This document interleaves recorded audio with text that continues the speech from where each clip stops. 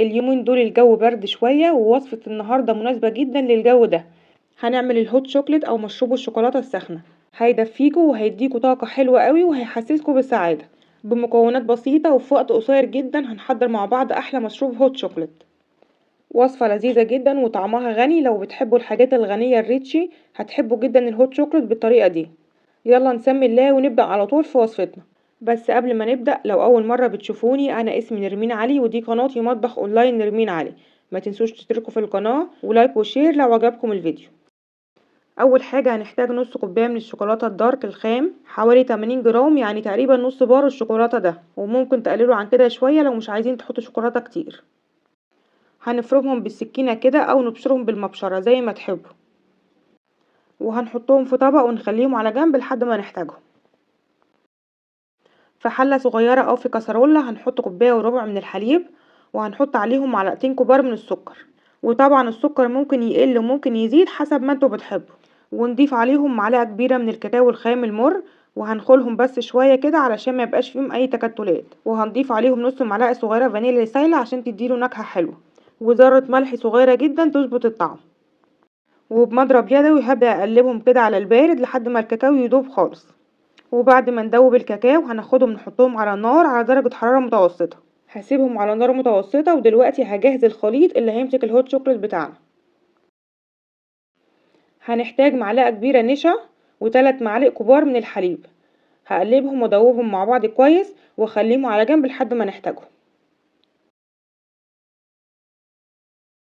ونرجع نشوف الهوت شوكليت اللي على النار. اول ما يبتدي يغلي من الجوانب كده هنبدأ نحط عليهم خليط الحليب والنشا اللي احنا جهزناه. هنديهم تقليبة ونسيبهم يغلوا مع بعض غلوة واحدة. بعد كده هنطفي عليهم النار.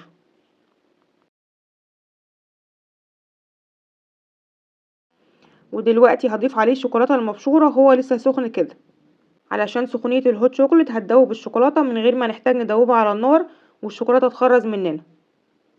هنفضل نقلبه لحد ما ندوب الشوكولاتة كويس. ممكن نزود شوكولاتة بالحليب بس ما تزودوش سكر خالص في الوصفة، يعني لو هتضيفوا شوكولاتة بالحليب هتستغنوا عن السكر. وده بيكون شكل القوام بتاعه. شايفين القوام بعد ما الشوكولاتة دابت بقى تقيل وكريمي ازاي؟ يجنن. كده الهوت شوكليت بتاعنا بقى جاهز، نقدمه في الكوباية على طول كده وهو لسه سخن. ودلوقتي هنجهز طبقة الكريمة اللي هنحطها فوق. هنحتاج معلقتين كبار من بودرة الكريم شانتيه الخام من غير سكر علشان ما يبقاش مسكرة قوي، ونحط عليهم 3 أو 4 معالق حليب ونضربهم بالمضرب اليدوي لحد ما قوامها يتقل شوية. بس مش عايزة قوامها تقيل قوي زي اللي بنزين بيه التورت، عايزاه قوامها يبقى خفيف شوية مش متماسك خالص علشان تبقى سايلة شوية نحطها على وش الهوت شوكليت. وممكن تستبدلي الكريم شانتيه البودرة بالكريمة السايلة أو كريمة الخفق، بتخفقوا شوية بالمضرب اليدوي وتحطوهم على وش الهوت شوكليت. هنحط شوية حلوين كده من الكريم على وش الهوت شوكليت، وبعد كده بنزينه بشوية من المارشميلو او شوية من الشوكولاتة المبشورة على وشها او رشة كاكاو زي ما تحبوا. نحط بقى شوية حلوين كده من المارشميلو، بيعمل ميكس حلو قوي في الطعم. الهوت شوكليت اللي مليانة شوكولاتة وفوقها طبقة الكريمة الغنية وعليها كمان المارشميلو، يا سلام، حاجة كده تحفة حقيقي، شكله لوحده يحسسنا بالسعادة. قربوا كده معايا بقى، شوف المنظر ده، قوامه كريمي جدا ولونه تحفة وطعمه كان يجنن. جربوها، متأكدة ان شاء الله هتعجبكم جدا وهتعملوها اكتر من مرة. وميزة الوصفة دي في الهوت شوكليت ان عليها كمية حلوة من الشوكولاتة ونسبة النشا فيها اعلى شوية، فمخلية القوام بتاعها كريمي جدا.